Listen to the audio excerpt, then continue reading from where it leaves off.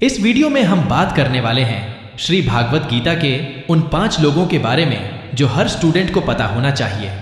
श्री भागवत गीता क्या है? ये एक ऐसा ग्रंथ है जो केवल धार्मिक ग्रंथ नहीं है। भागवत गीता में जीवन जीने का तरीका है। अगर आप कोई बिजनेस कर रहे हैं तो बिजनेस को कैसे सक्सेसफुल बनाना है।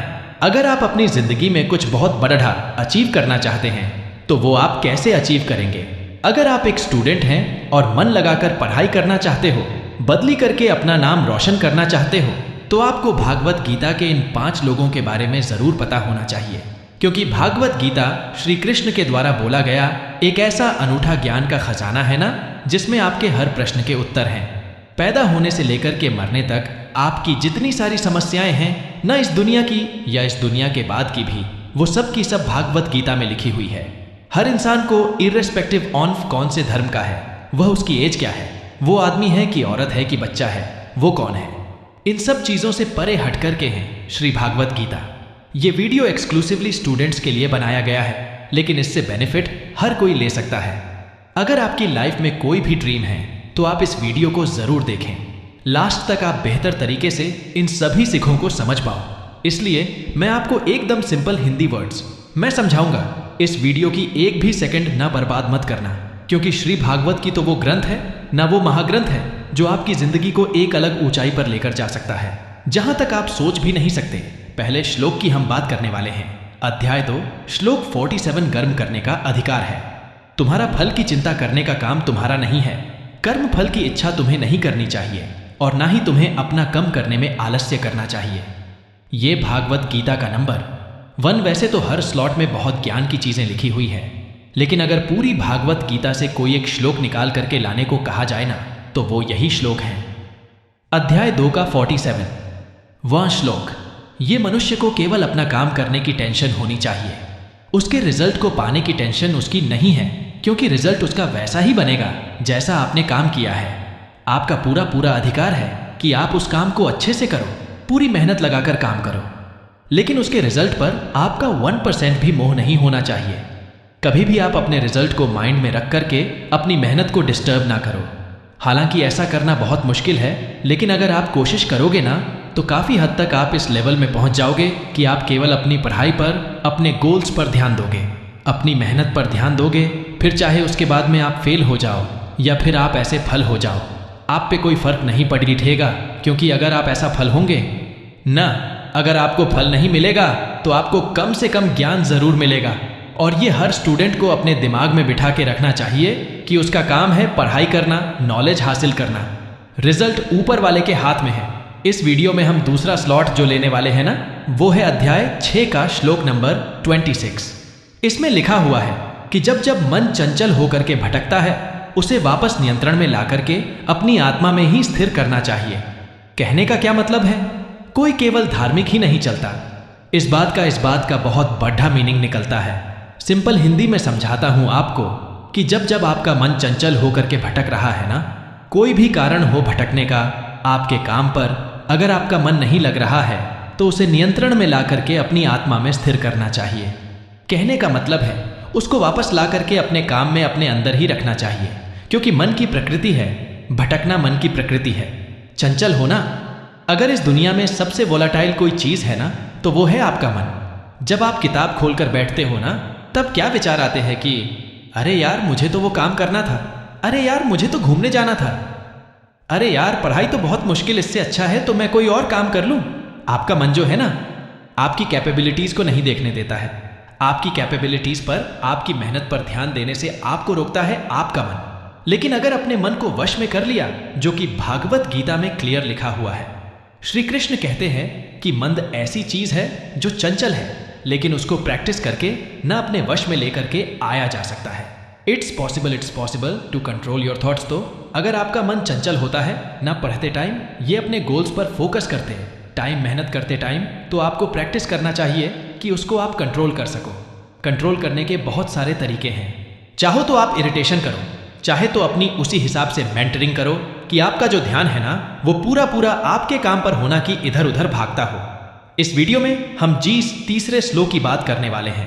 वो श्लोक है 18वें अध्याय का 45वां श्लोक। उसमें क्या लिखा हुआ है? आपने अपने क्रम में लगे रहकर प्रत्येक व्यक्ति कामयाब होता है। बहुत बड़ी बात है, अपने अपने कर्म में लगे रहकर प्रत्येक व्यक्ति कामयाब होता है। अब इस प्रत्येक व्यक्ति में न हर व्यक्ति कवर हो गया। किस एज का होना चाहिए, किसी धर्म का होना चाहिए, आप कब इस वीडियो को सुन रहे हो, इससे कोई फर्क नहीं पड़ता। इसमें क्लियर लिखा हुआ है कि अपने अपने काम में अगर लगोगे ना तो हर इंसान कामयाब हो जाएगा। अपने कर्मों के द्वारा परमात्मा की उपासना करते हुए मनुष्य सिद्धि प्राप्त कर सकता है। ये आप इस स्पिरिचुअल से भी जोड़ा सकते हो, या फिर चाहो तो अपने गोल्फ के साथ में भी इसको जोड़ सकते हो। अगर आप कर्म करोगे अच्छे अपने गोल से जुड़ने के लिए, अगर आपका गोल है कि मुझे भगवान की सिद्धि चाहिए, मुझे भगवान प्राप्त करना है, तो आपको परमात्मा की उपासना करनी होगी। अगर आपकी लाइफ में कोई ऐसा गोल है जो आपको इसी जन्म में यहीं पर पूरा करना है, तो फिर आपको अपने कर्मों की उपासना करनी चाहिए। आपका कर्म ही आपका भगवान है। आपको अपने कर्मों पर ध्यान देना चाहिए। भागवत गीता में कर्म पर बार बार जोर दिया जाता है।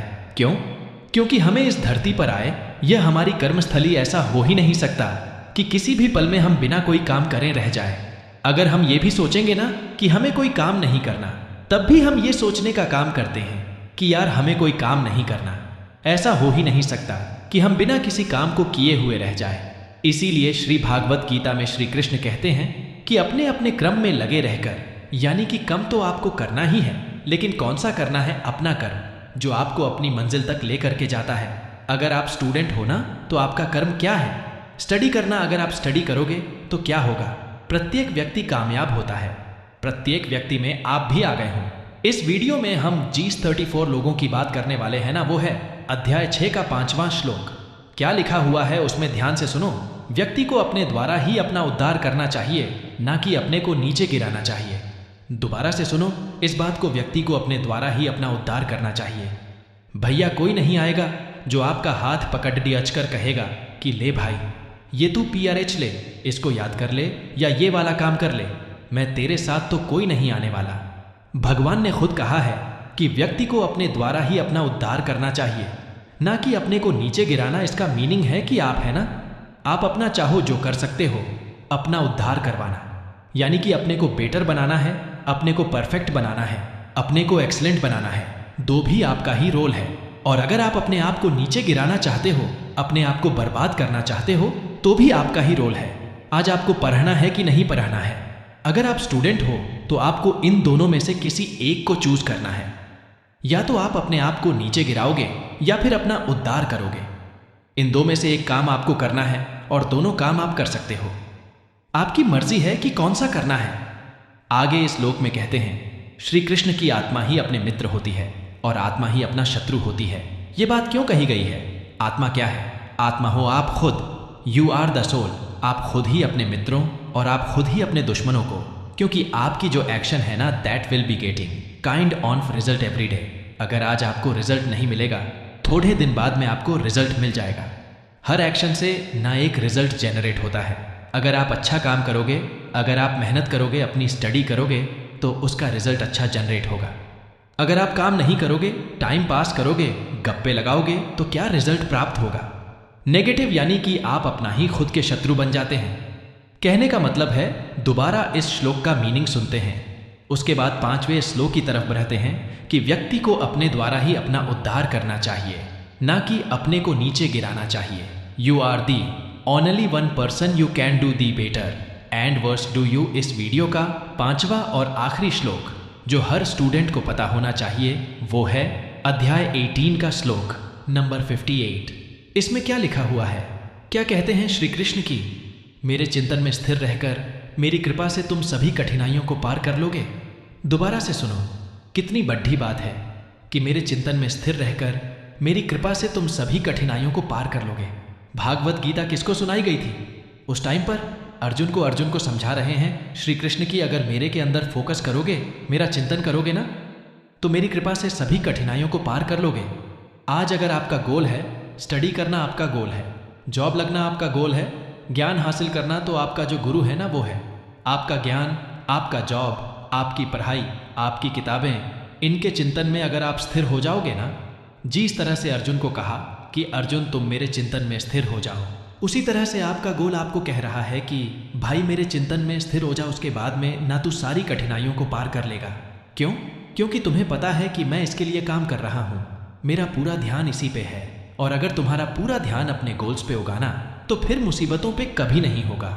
आगे कहते हैं श्री कृष्ण की यदि तुम अहंकार के कारण मेरी बातें नहीं सुनोगे तो नष्ट हो जाओगे। कहने का मतलब है, अगर आपके मन में किसी भी तरह का ईगो है, किसी भी तरह का घमंड है, किसी भी तरह का ओवर कॉन्फिडेंस है, किसी भी तरह की नेगेटिविटी है, और उसकी वजह से अगर आप अपने लक्ष्य की तरफ नहीं देखते हो या नहीं देख पाते हो तो आप नष्ट हो जाओगे। नष्ट का मतलब क्या है? ऐसा नहीं कि गायब हो जाओगे। दुनिया से आपकी जिंदगी ना बर्बाद हो जाएगी, आपकी जिंदगी में कोई गोल नहीं बचेगा। अगर आपकी जिंदगी में कोई गोल ही नहीं बचेगा तो आपकी जिंदगी तो फिर जानवर का सामान है ना। गाय जी इस वीडियो को जल्दी से समराइज कर लेते हैं। पहली सीख अध्याय 2 श्लोक नंबर 47 की कर्म करने का अधिकार है, आपका फल की चिंता करने का अधिकार आपका नहीं है। दूसरी सीख अध्याय 6 श्लोक नंबर 26 जब मन चंचल होकर के भटकता है न तब उसे वापस नियंत्रण में ला करके अपने आप में स्थिर हो जाना चाहिए। तीसरी सीख अध्याय 18 श्लोक नंबर 45 अपने अपने क्रम में लगे रहकर प्रत्येक व्यक्ति कामयाब होता है। अगर आप स्टूडेंट हो तो आप भी कामयाब हो जाओगे, केवल अपने क्रम में लगे रहो। सीख नंबर 4 जो इस पीढ़ी से हमें सीखने को मिलती है, भागवत गीता के थ्रू अध्याय 6 श्लोक नंबर 5 व्यक्ति को अपने द्वारा ही अपना उद्धार करना चाहिए, ना कि अपने को डाउन करना चाहिए। बिकॉज आपके हाथ में है दोनों चीज ऊपर करना है कि नीचे करना है। इस वीडियो की 5वीं और आखिरी सीख है कि मेरे चिंतन में स्थिर रहकर, यानी कि अपने लक्ष्य के चिंतन में स्थिर रह करके ना आप सभी कठिनाइयों को पार कर सकते हो। यहां पे लिखा हुआ है अध्याय 18 के श्लोक नंबर 58 में, दोस्तों अगर आप स्टूडेंट हो ना तो आपको इन 5 चीजों को स्वस्थ अपने दिमाग में बिठा लेना है, क्योंकि भागवत गीता एक ऐसा महाग्रंथ है ना जिसको आप जितना समझोगे उतना ही वो कम है। अगर आपने उसको 1% भी समझ लिया तो यानी कि आपकी जिंदगी पूरी सफल हो गई, आप अपने गोल्स को प्राप्त कर लोगे। अगर ये वीडियो समझ नहीं आया तो इसको दोबारा से देखो और मुझे कमेंट से बताओ कि आपको अगला वीडियो किस टॉपिक पर चाहिए। मैं आपके लिए ऐसे हिंदी में सिंपल वर्ड्स में वीडियोस लेकर के आता रहूंगा। अपना ख्याल रखिए, आगे बढ़ते रही हैं। मेहनत के दम पर ना देश में पता